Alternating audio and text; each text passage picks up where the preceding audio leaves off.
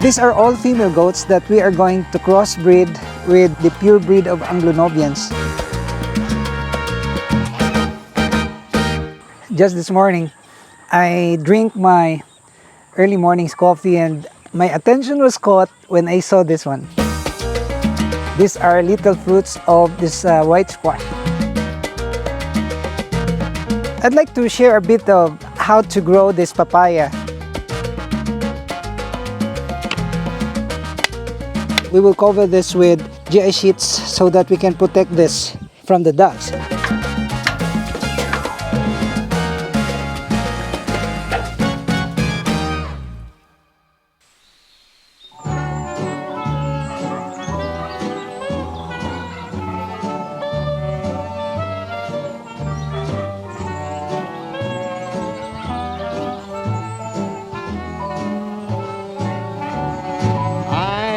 Strolling along, just minding my business, humming a song.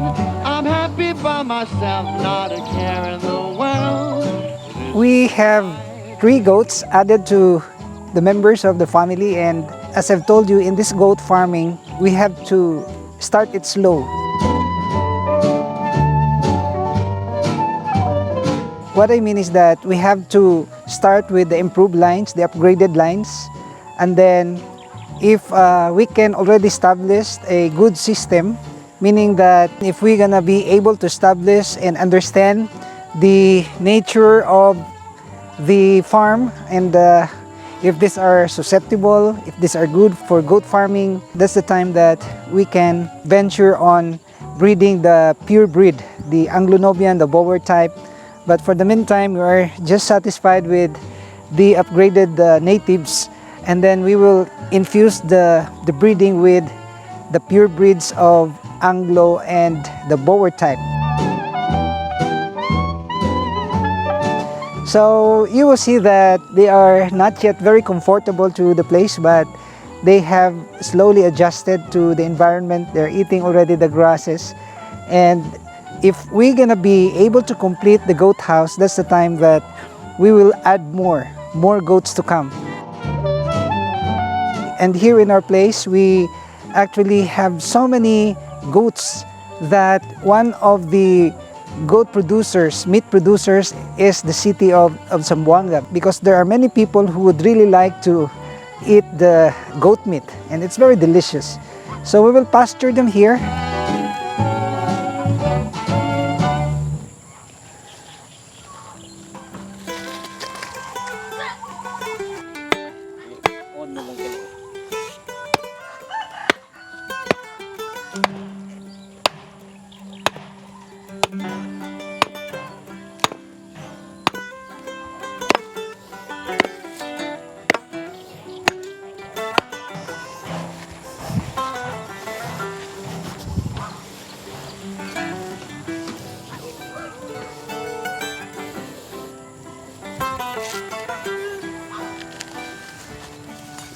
I'm quite hesitant to embark the breeding immediately of these hybrid goats because they are very costly. And if we will commit mistake, then we will just suffer losses. So I'm beginning to adopt a system here. I would like to know if these grasses are really good for the goats and the environment, the kind of feeding system. And I'm also thinking about buying some pelletizer machine. And these are the things that if we can already establish a good system, maybe slowly we can adapt or embark on higher level of goat breeds, which are the Boer type and these Anglo-Nubians.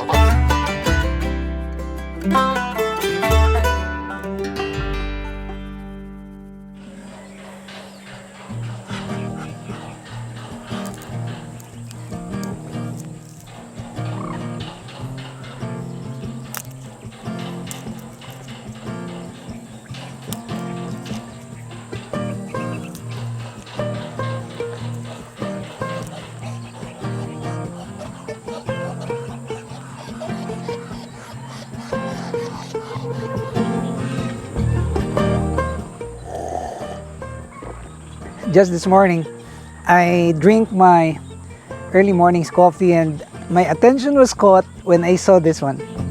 These are little fruits of this white squash. And it dawned on me that this white squash can just be produced in a period of, a month period. Meaning 1 month you can already see fruits, because I counted since from the time that we planted this white squash, is exactly 1 month that we see good results. And you can see here this beautiful fruits.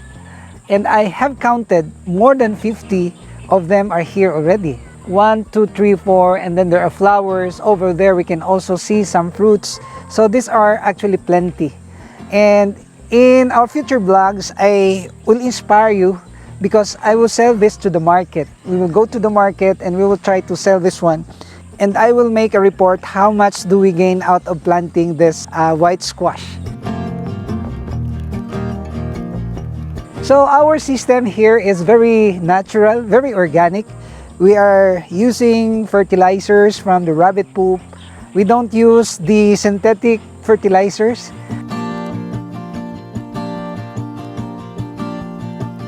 And then we see good results. You'll see here, nature really works. And by doing such farming activities based on organic system, then that would still be good. That would still be good for the farmers who are actually relying so much on the synthetic things. And this is evidenced by the growth of our vegetables. You will see the leaves, you will see the fruits produced in just a very short period of time. The stems are already rolling up there. It just only suggests that we're doing the right thing. We're doing a very healthy system for our vegetables.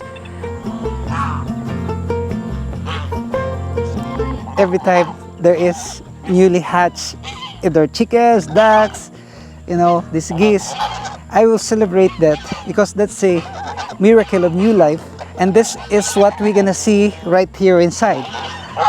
As I open this one, you will see some beautiful goslings, and they are right here.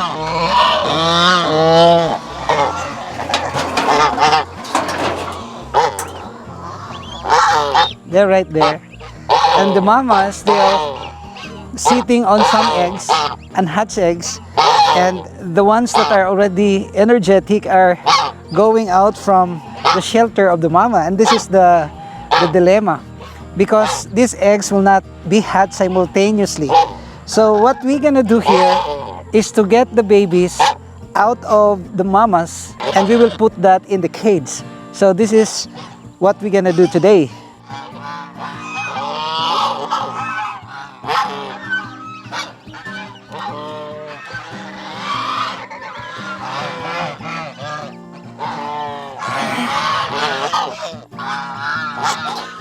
What's good about this is the other geese are protective of the new hatch. These goslings are actually being taken care by the rest. So I'm so happy about the environment and even the attitude of these fowls, these animals, because it only proves the care and the virtues of concern for each other, which can also teach us a lesson. And these virtues should be adopted also by human beings. I'd like to share a bit of how to grow this papaya. Firstly, we put them in the seedling tray, and as soon as they're gonna sprout, then that's the time that we will put them in a bigger flower pot. And in my case, I put some cover, this mosquito net, because they are being eaten up by the chickens and the ducks. And this is the reason why I put this nursery here beside the dog, because the chickens and ducks are afraid of the dog. They cannot come here. And this is and this is my technique. So every time that the ducks are going to enter here, they are driven by the dogs. So what we're gonna do here now is to get some which are already ripe or good for planting. So we will plant this alongside of our red squash. See, the 1-month-old red lady papaya. And we're scheduled to plant at least 10 papayas today.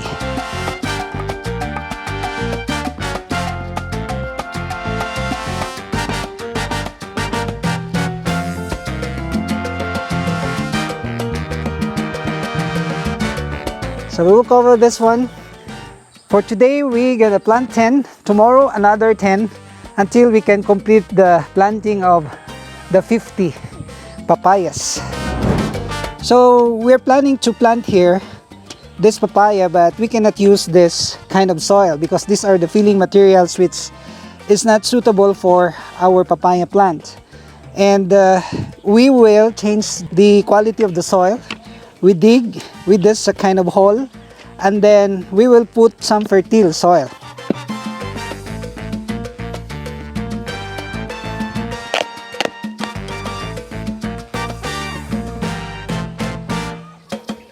You know, this type of soil, this is really black, is actually good for our plants.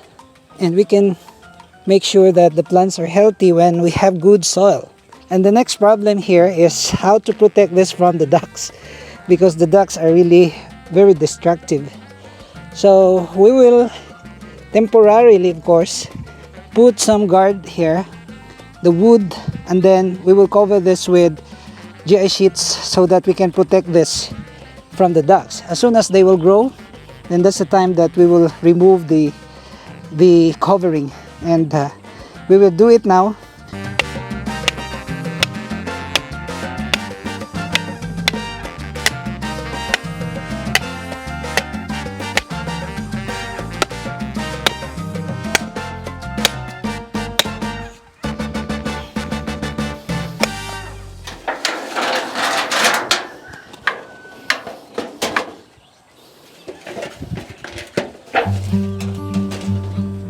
It seems as though that we cannot plant another kind of fruits here because of the place, meaning that we have here so many ducks and the tendency is for this not to survive. But we can always make an adjustment, and by putting this, you know, shield so that our papaya can grow is actually remarkable. And these are the integrated farming that we can do in urban areas. Even if we have this kind of environment, it seems that it's not suited for farming because we are in the urban area, and you look at the property, it's swampy, but still we can do some adjustments and be able to realize our dreams in accordance with our desired purpose. So this is actually the encouragement that we can share with you. We are improving a lot. We have new life of geese, ducklings, and we have so many fruits. We have tilapias, we have this hito, and many more, the chickens. So these are the encouragement that we can share with you, that in life there is no such thing as impossible. If we will just think of ways on how to improve, think of ways on how to achieve our goals, despite of the obstacles, then time will come that we really can do it. So thank you guys for watching. And if you are not subscribed to this channel, may I humbly ask you to please subscribe and hit that notification bell, because we are uploading informative and very challenging videos on a regular basis. And I would like to see you in the next video on here at Dexter's World.